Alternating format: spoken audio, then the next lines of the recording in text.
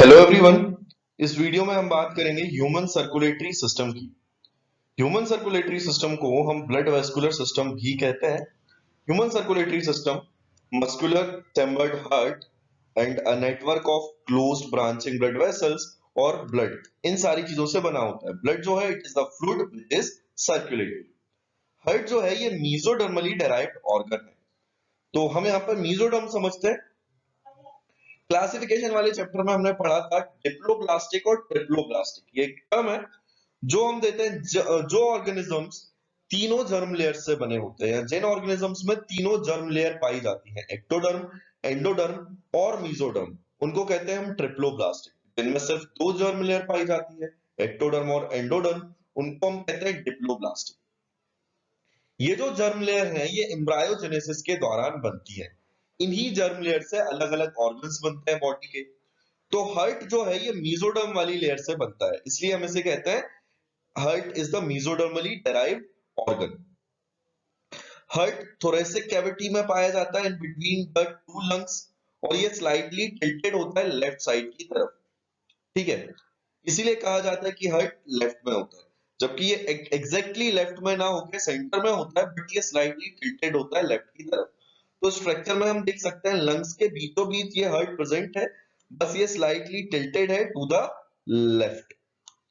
इसके बाद हार्ट का जो साइज होता है ये क्लेंच्ड फिस्ट की तरह होता है या एक बंद मुट्ठी की तरह होता है। हार्ट जो है ये प्रोटेक्टेड होता है डबल लेयर्ड वॉल से या डबल वॉल्ड मेम्ब्रेन से। दो वॉल वाली मेम्ब्रेन से ये हार्ट जो है ये प्रोटेक्टेड होता है, जिस मेम्ब्रेन को हम कहते हैं पेरिकार्डियम। और इस डबल वॉल्ड मेम्ब्रेन के अंदर एक फ्लूइड भरा होता है, जिस फ्लूइड को हम कहते हैं पेरिकार्डियल फ्लूइड। तो ये जो दोनों लेयर दिख रही है ऊपर डबल वॉल्ड मेम्ब्रेन्स जो दिख रही हैं, इनको हम कंबाइंडली कहते हैं पेरिकार्डियम। और इनके अंदर जो फ्लूइड भरा हुआ है इस फ्लूइड को हम कहते हैं पेरिकार्डियल फ्लूइड। इसके बाद जो हमारा हार्ट है ये फोर चैम्बर्ड होता है। इसमें दो बड़े चैम्बर्स होते हैं और दो छोटे चैम्बर्स होते हैं। तो इनको प्रॉपरली देखने की कोशिश करेंगे। हार्ट जो है ये फोर चैम्बर से बना होता है। दो चैम्बर रिलेटिवली छोटे होते हैं और ऊपर की तरफ होते हैं, जिनको हम कहते हैं एट्रिया। दो चैम्बर बड़े होते हैं और नीचे की तरफ प्रेजेंट होते हैं, जिनको हम कहते हैं वेंट्रिकल्स। ठीक है, इसके बाद अब जो ऊपर दो एट्रिया होते हैं लेफ्ट और राइट एट्रिया, इनको सेपरेट करने के लिए बीच में कुछ मसल्स पाई जाती है, ये लेफ्ट और ये राइट। ये लेफ्ट और राइट आर्टरिया को सेपरेट करने के लिए एक मस्कुलर वॉल पाई जाती है, जिस वॉल को हम कहते हैं इंटर आर्टरियल सेप्टम। अब ये मस्कुलर वॉल यहाँ पे हम देख सकते हैं, तो ये लेफ्ट और राइट आर्टरिया को सेपरेट कर रही है। ये वॉल होती है इंटर आर्टरियल सेप्टम। सिमिलरली नीचे लेफ्ट और राइट वेंट्रिकल को सेपरेट करने के लिए एक कंपैरेटिवली थिक वॉल पाई जाती है, जिस वॉल को हम कहते हैं इंटरवेंट्रिकुलर सेप्टम। तो ये दोनों वॉल्स हैं जो ऊपर वाले दोनों आर्टरिया को सेपरेट कर रहे हैं और नीचे वाले दोनों वेंट्रिकल को सेपरेट कर रहे हैं। तो ऊपर की जो वॉल है जो लेफ्ट और राइट आर्टरिया को सेपरेट कर रही है, जिसको हम इंटर आर्टरियल सेप्टम बोल रहे हैं, ये रिलेटिवली थिन होती है। और नीचे की तरफ जो वॉल है जो लेफ्ट और राइट वेंट्रिकल को सेपरेट कर रही है, जिसे हम इंटरवेंट्रिकुलर सेप्टम कह रहे हैं, वो रिलेटिवली थिक होती है। ठीक, अब आगे देखते हैं। The atrium and the ventricle of the same side are also separated by thick fibrous tissue called the atrioventricular septum। मतलब सेम साइड जो आर्ट्रियम और वेंट्रिकल प्रेजेंट होते हैं वो आपस में भी सेपरेटेड होते हैं एक थिक फिब्रस टिश्यू से, जिसको हम कहते हैं आर्ट्रियोवेंट्रिकुलर सेप्टम। जैसे हम यहां देखें, सपोज ये रहा राइट आर्ट्रिया, ये रहा राइट वेंट्रिकल, ये दोनों यहाँ पे एक टिश्यू से सेपरेटेड है। ये थिक फिब्रस टिश्यू जो है इसको हम कहेंगे आर्टरियोवेंट्रिकुलर सेप्टम। अब इस सेप्टम में एक ओपनिंग प्रेजेंट होती है, जिसके जरिए ऊपर से नीचे ब्लड का फ्लो होता है। तो इस ओपनिंग के बारे में अब हम देखेंगे। जो ओपनिंग राइट आर्टरियम और राइट वेंट्रिकल पे प्रेजेंट होती है, उस ओपनिंग पे एक वॉल्व होता है, जिस वॉल्व को हम कहते हैं ट्राइकस्पिड वॉल्व। तो राइट आर्टरिया और राइट वेंट्रिकल के बीच में जो ओपनिंग है वहां पे एक वॉल्व प्रेजेंट होता है, उस वॉल्व को हम कहते हैं ट्राइकस्पिड वॉल्व। वहीं दूसरी तरफ लेफ्ट आर्टरिया और लेफ्ट वेंट्रिकल के बीच में एक वॉल्व प्रेजेंट होता है, जिसको हम कहते हैं बाइकस्पिड वॉल्व या मिट्रल वॉल्व। तो इन वॉल्व का क्या काम होता है? राइट आर्टरिया या ऊपर से नीचे की तरफ जब ब्लड आएगा राइट साइड, तो उसको ट्राइकस्पिड वॉल्व उसको रेगुलेट करेगा। जब आना है तब ओपन हो जाएगा, एक बार जब ऊपर से नीचे ब्लड आ जाएगा तो वो वॉल्व क्लोज हो जाएगा। सेम लेफ्ट साइड अगर हम बात करें, लेफ्ट साइड अगर हम देखें तो जब ऊपर से नीचे ब्लड आएगा तो बाइकस्पिड वॉल्व उसको आने देगा, और जब ये ऊपर से नीचे ब्लड आ चुका होगा तो बाइकस्पिड वॉल्व जो है वो बंद हो जाएगा। तो आर्टरिया से वेंट्रिकल में जो ब्लड आता है उसको रेगुलेट करते हैं वॉल्व। राइट साइड जो वॉल्व पाया जाता है वो होता है ट्राइकस्पिड वॉल्व, और लेफ्ट साइड जो पाया जाता है ये होता है बाइकस्पिड वॉल्व या मिट्रल वॉल्व। अब इसको हम ट्राइकस्पिड या बाइकस्पिड क्यों कह रहे हैं? राइट साइड जो वॉल्व है ये तीन मस्कुलर फ्लैप या तीन कस्प से बना हुआ है, इसलिए वो ट्राइकस्पिड है। और लेफ्ट साइड जो है वो दो मस्कुलर फ्लैप या दो कस्प से बना हुआ है, इसलिए वो बाइकस्पिड। ठीक, आगे देखते हैं।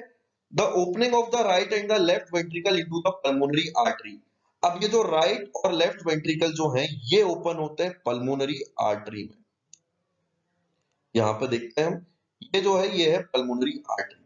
तो ये लेफ्ट और राइट दोनों वेंट्रिकल ये दोनों ओपन होते हैं पल्मोनरी आर्टरी में। तो इन दोनों की ओपनिंग को भी एक वॉल्व रेगुलेट करता है। The opening of right and the left ventricle into the pulmonary artery and the aorta respectively are provided with the semilunar valve. तो यहाँ पे जो है ये सेमिल्यूनर वॉल्व प्रेजेंट होता है, जो राइट वेंट्रिकल और लेफ्ट वेंट्रिकल दोनों की ओपनिंग जो है पल्मोनरी आर्टरी या ऑर्टा में उसको प्रिवेंट करता है या उसको रेगुलेट करता है कि कब ओपन होगा कब क्लोज होगा। ठीक, तो तीन तरह के वॉल्व देखे हमने, ट्राइकस्पिड वॉल्व, बाइकस्पिड वॉल्व और सेमिल्यूनर वॉल्व, ये हमें याद रखना है। सेमिल्यूनर वॉल्व जो है ये लेफ्ट और राइट वेंट्रिकल और पल्मोनरी आर्टरी के बीच में प्रेजेंट होता है। ठीक, आगे देखते हैं। The valves in the heart allows the flow of blood only in one direction। अब देखो जो वॉल्व्स होते हैं हार्ट में, ये ब्लड के फ्लो को सिर्फ एक ही डायरेक्शन में होने देते हैं। देखते हैं कैसे।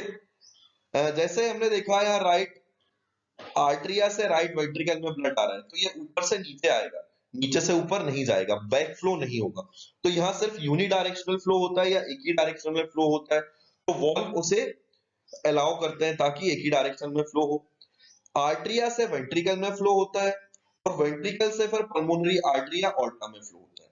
तो ऊपर से नीचे आता है ब्लड, यहाँ पे हम देखते हैं ऊपर से नीचे ब्लड आता है, दोनों तरफ ऊपर से नीचे ब्लड आता है। आर्टरिया से वेंट्रिकल में आता है और फिर वेंट्रिकल से जाता है पल्मोनरी आर्टरी या ऑर्टम। तो यहाँ पे प्रिवेंट कर रहे हैं बाइकस्पिड और ट्राइकस्पिड वॉल्व, और जब पल्मोनरी आर्टरी या ऑर्टा में ब्लड जा रहा है तब प्रिवेंट कर रहे हैं सेमिल्यूनर वॉल्व। ठीक, तो इसी तरह ये वॉल्व जो हैं ये बैकवर्ड फ्लो को प्रिवेंट करते हैं। आगे देखते हैं। जो एंटायर हार्ट है ये कार्डियक मसल से बना होता है, और जो वॉल्स है वेंट्रिकल की ये ज्यादा थिक होती है एज कंपेयर टू आर्टरिया। ठीक, तो वेंट्रिकल्स की वॉल ज्यादा थिक होती है एज कंपेयर टू आर्टरिया, ये हमें याद रखना है। इसके बाद specialised cardiac musculature called the nodal tissue is also distributed in the heart. अब एक स्पेशल तरह की मसल्स भी पाई जाती हैं जिनको हम नोडल टिश्यू कहते हैं, ये भी सारे हार्ट में पाई जाती है। A patch of this tissue is present in the right upper corner of the right atrium called sinoatrial node।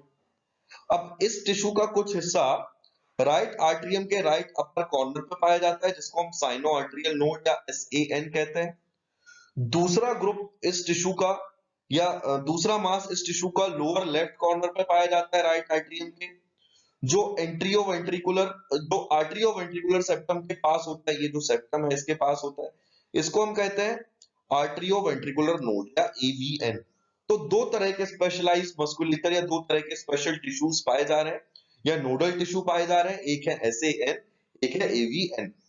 ठीक है, तो अब बंडल ऑफ नोडल फाइबर्स या atrio ventricular bundle continues from AVN which passes through arterioventricular septa to emerge on the top of interventricular septum and immediately divide into right and left bundle.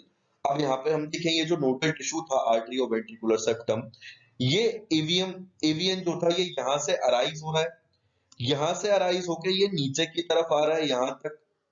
ठीक, मैं colour change करता हूँ, clearly दिखेगा। ये colour, हाँ, तो ये यहाँ से यहाँ की तरफ आ रहा है, नीचे की तरफ आ रहा है, नीचे की तरफ आने के बाद ये यहाँ से डिवाइड हो रहा है दो पार्ट में, एक पार्ट ये चला गया और एक पार्ट ये चला गया।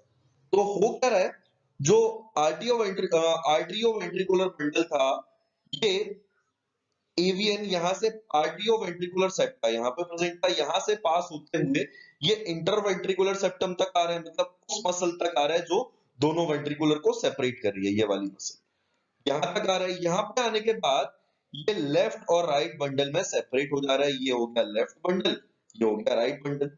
तो एवीएन जो है ये आर्टियोवेंट्रिकुलर सेप्टम, इस सेप्टम से नीचे वेंट्रिकुलर सेप्टम तक आता है या इंटरवेंट्रिकुलर सेप्टम तक आता है और यहाँ पे आके लेफ्ट और राइट में डिवाइड हो जाता है, दोनों बंडल में सेपरेट हो जाता है। आगे देखेंगे, अब ये जो ब्रांचेस हैं, ये जो लेफ्ट और राइट बंडल जो बन चुका है, इनको देखते हैं। These branches give rise to minute fibers throughout the ventricular musculature of the respective sides are called Purkinje fibers. These fibers, along with the right and left bundle, are known as bundle of His. यहाँ समझने की कोशिश करते हैं, जो avian था ये आर्टरियोवेंट्रिकुलर septum से नीचे आया इंटरवेंट्रिकुलर सेप्टम तक, यहाँ पे आके ये डिवाइड हो गया। अब जैसे ही ये यहाँ पे लेफ्ट और राइट की तरफ जाएगा तो यहाँ से कुछ ब्रांचेस जो हैं ये बनने लगेंगी, जैसे एक ये ब्रांच है, एक ये ब्रांच है, ये ब्रांचेस बनने लगेंगी। इन ब्रांचेस को हम कहते हैं पर्किंजी फाइबर्स। ठीक है, क्या कहते हैं? पर्किंजी फाइबर्स। अब ये ब्रांचेस along with लेफ्ट और राइट बंडल्स, ये ब्रांचेस इन मेन लेफ्ट और राइट बंडल्स के साथ, इन ब्रांचेस को हम कहते हैं बंडल ऑफ हिस। क्या कहते हैं? Bundle of his. तो क्लियर है, ये एवियन बंडल्स जो है जो ब्रांचेस बनाएंगे उनको कहेंगे पर्किंजी फाइबर्स, और इनके जो बंडल्स बने थे लेफ्ट बंडल और राइट बंडल, उनके साथ साथ इन ब्रांचेस को कंबाइंडली हम कहेंगे बंडल ऑफ हिस। अब जो नोडल मस्कुलेचर था उसमें एबिलिटी होती है एक्शन पोटेंशियल जनरेट करने के लिए विदाउट एनी एक्सटर्नल स्टिमुलाई। बिना किसी एक्सटर्नल स्टिमुलाई के जो भी नोडल मस्कुलेचर थे या एसएएन और एवीएन, ये जो दोनों मस्कुलेचर हैं, इन दोनों में एबिलिटी होती है कि ये एक्शन पोटेंशियल जनरेट कर सके। मतलब हमें कोई एक्सटर्नल स्टिमुलाई देने की जरूरत नहीं है, ये दोनों नोडल मस्कुलेचर्स एसएएन एवीएन ये अपने आप एक्शन पोटेंशियल जनरेट कर सकते हैं। इसलिए हम इनको क्या कहते हैं? Auto excitable. ये हमने याद रखना है, ये दोनों नोडल मस्कुलेचर्स को हम कहते हैं ऑटो एक्साइटेबल। अब however the number of action potentials that could be generated in a minute vary at different parts of the nodal system.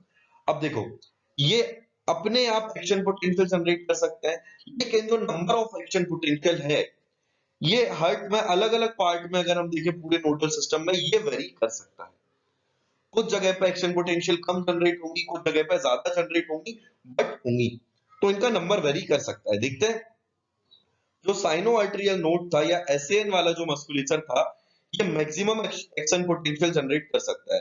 ये मैक्सिमम एक्शन पोटेंशियल जो है ये लगभग 70 टू 75 पर मिनट होती है, और ये रिस्पॉन्सिबल होती है हार्ट की रिदमिक कॉन्ट्रैक्टाइल एक्टिविटी को रेगुलेट करने के लिए। मतलब प्रॉपर आर्टरिया कॉन्ट्रैक्ट करे, आर्टरिया कॉन्ट्रैक्ट होगा तो ब्लड ऊपर से नीचे आ जाएगा वेंट्रिकल में।